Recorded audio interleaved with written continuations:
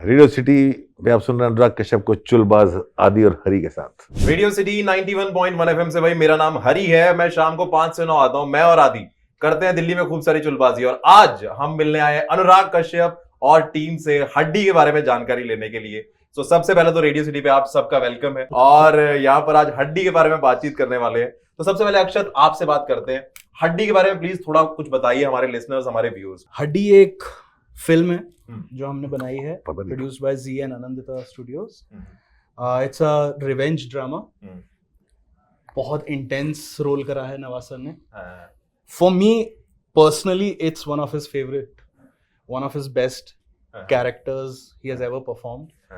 I have been super duper lucky in terms of my cast. Not just people who are sitting here, but the entire cast of my film has been wonderful.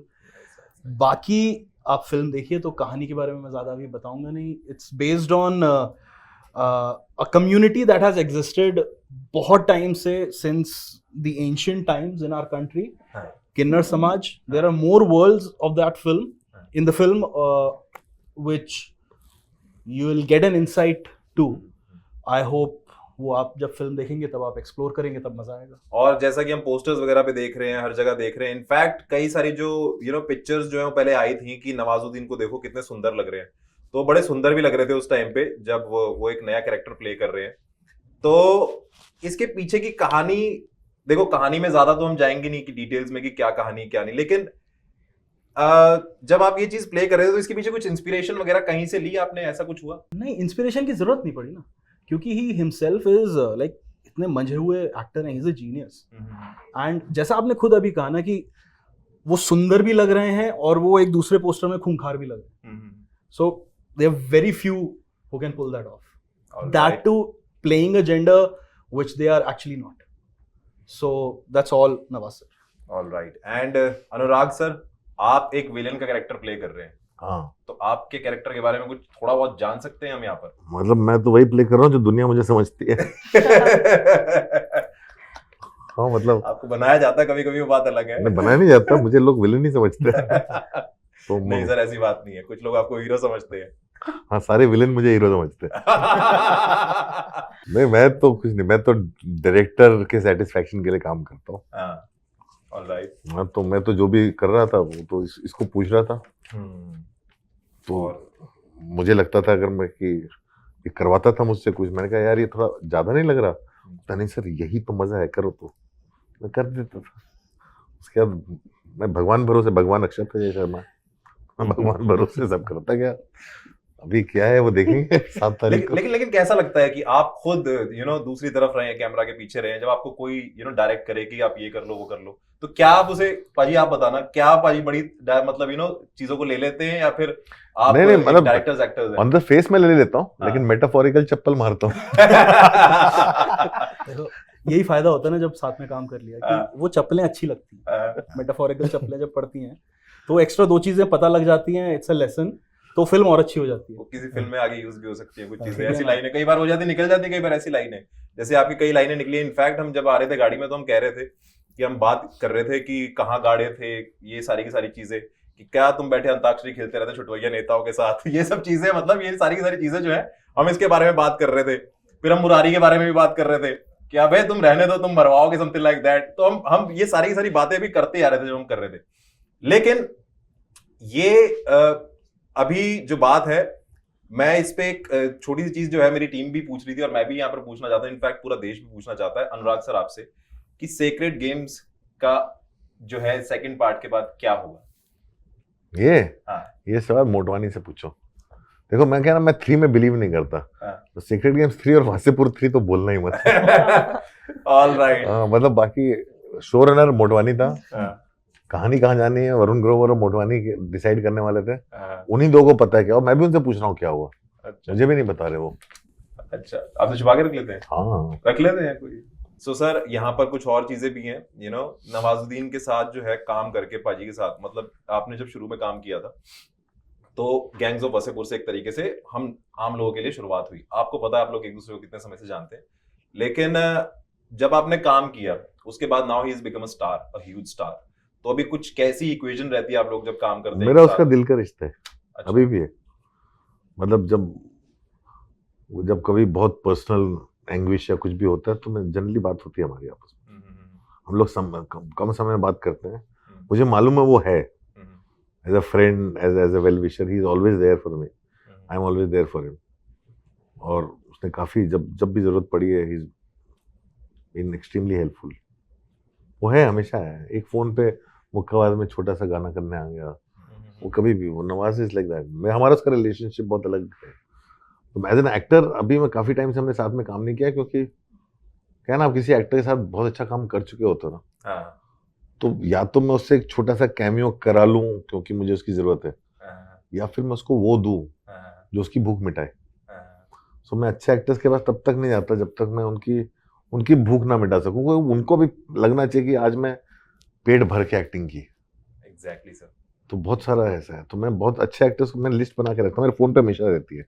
आपका भी नाम वहीं पे है, बहुत सारे pending है, क्योंकि नहीं, बिकॉज मैं इसको अभी अपना भरने के लिए I will not typecast him, no, I have to give him something.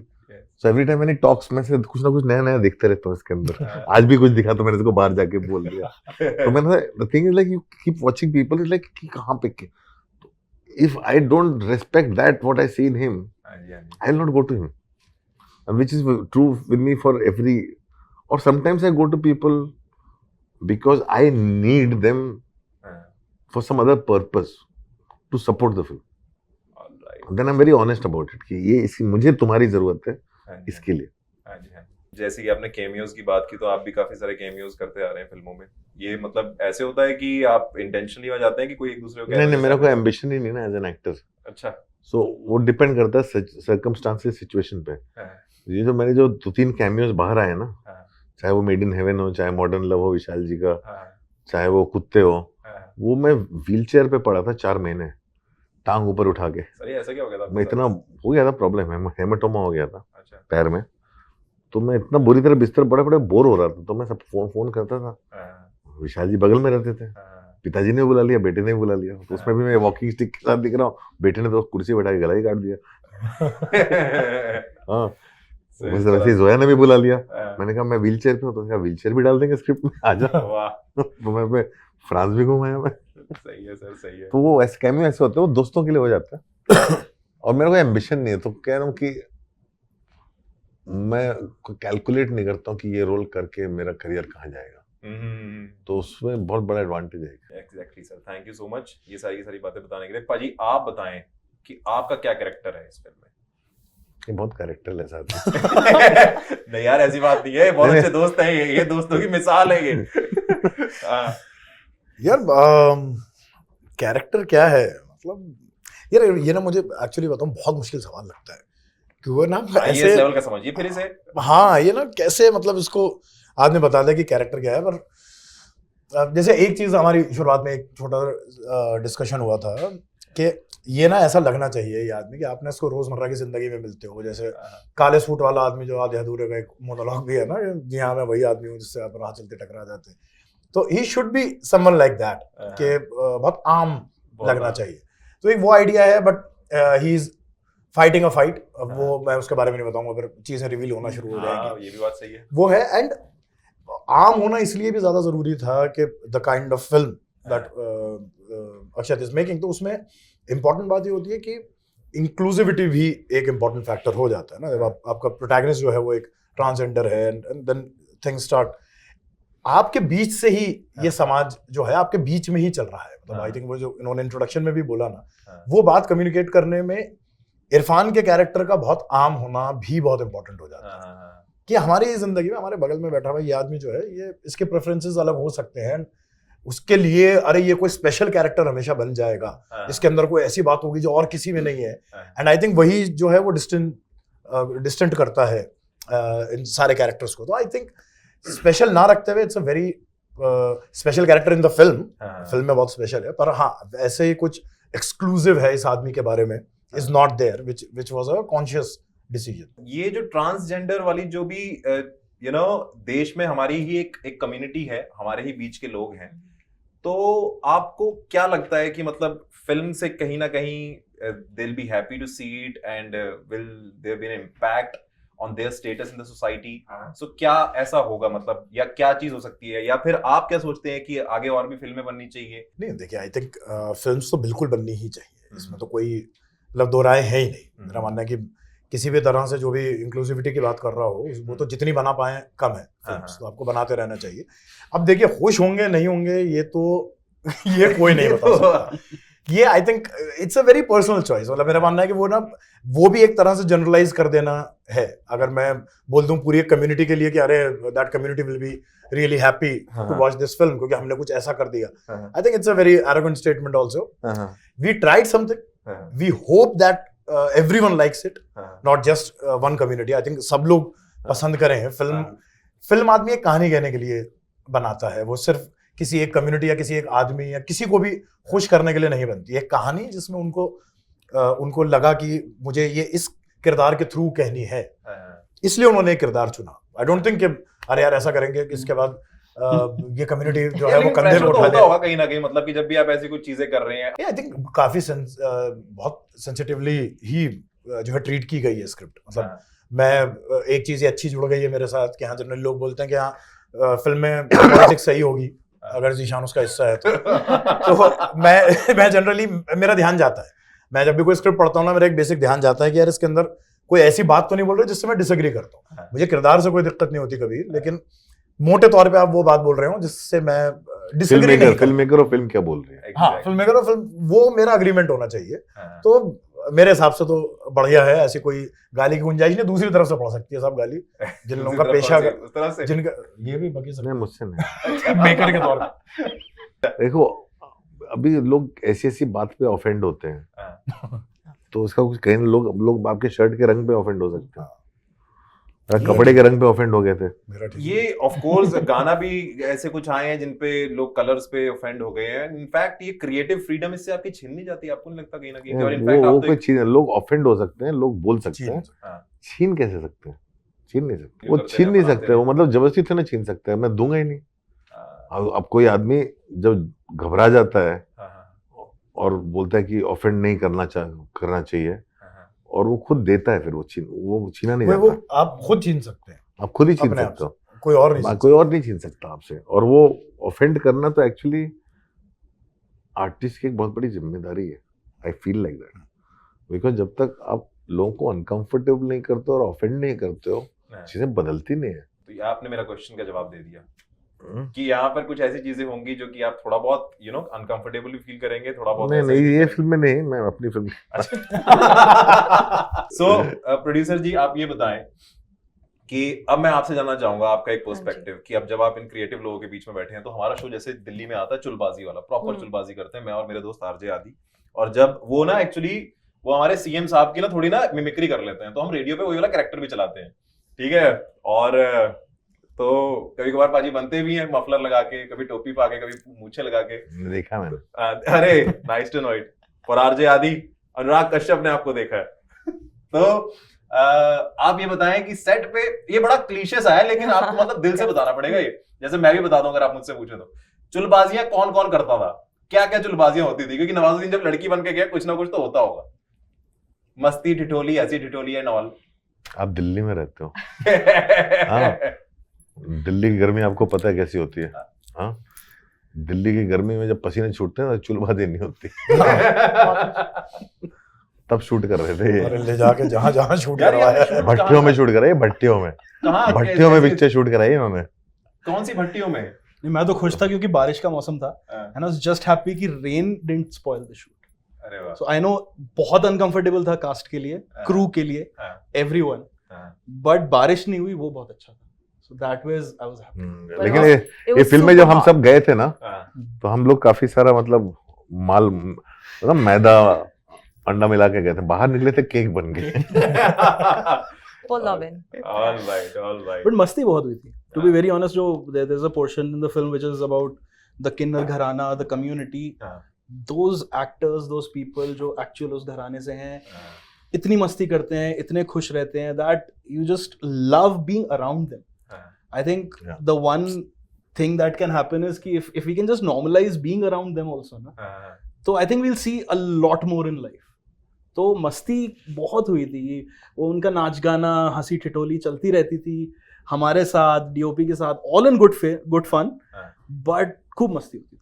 They're very fun-loving people. So it's like I think we all learned. I mean, it's just so different that how they are, but they're part of us also. They're in the society, so we Yes, exactly. have but tons of things we have learned. Yeah. And Nawaz ji playing the character itself on set, he's like, I'm amazed of the things I'm learning. It was just a very learning. हाँ, काफी Journey. नई चीजें Yeah.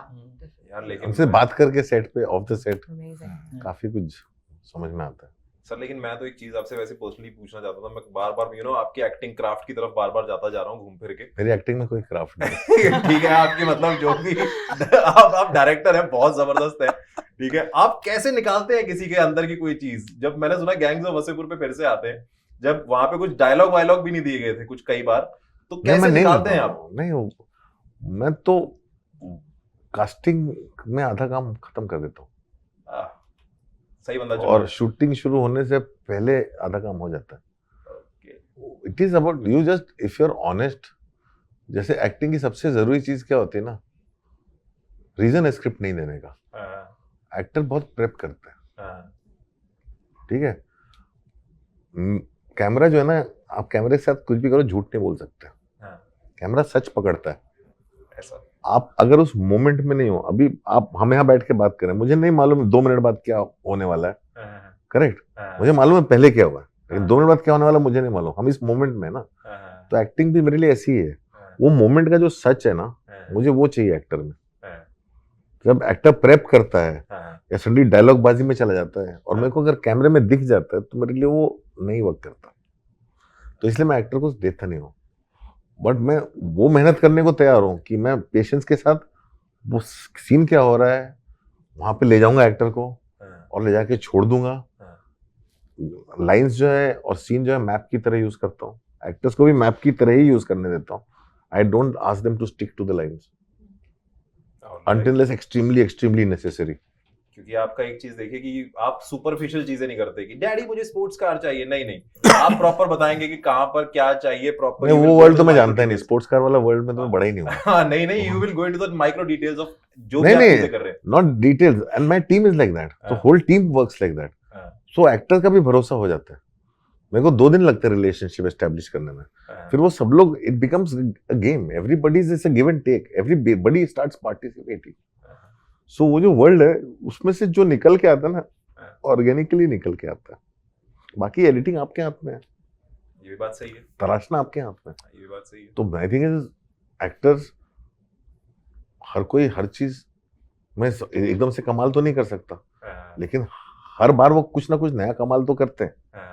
तो हर shot का कमाल को इकट्ठा करके मैं बड़ा कमाल बना देता हूँ. तो मेरे हाथ में वो है ना, मेरे हाथ में एडिटिंग है. तो अगर मेरे एक्टर अच्छे नहीं दिखेंगे और मेरे एक्टर अगर वर्क नहीं करेंगे, तो मेरी फिल्म नहीं वर्क करेगी और मैं नहीं वर्क करूंगा. तो मेरे लिए मेरे एक्टर से इंपॉर्टेंट कुछ भी नहीं है. तो मेरा प्रोसेस अलग है, वो अलग. हम लोग थिएटर के लोग हैं. मैं अलग तरह से आया हूँ.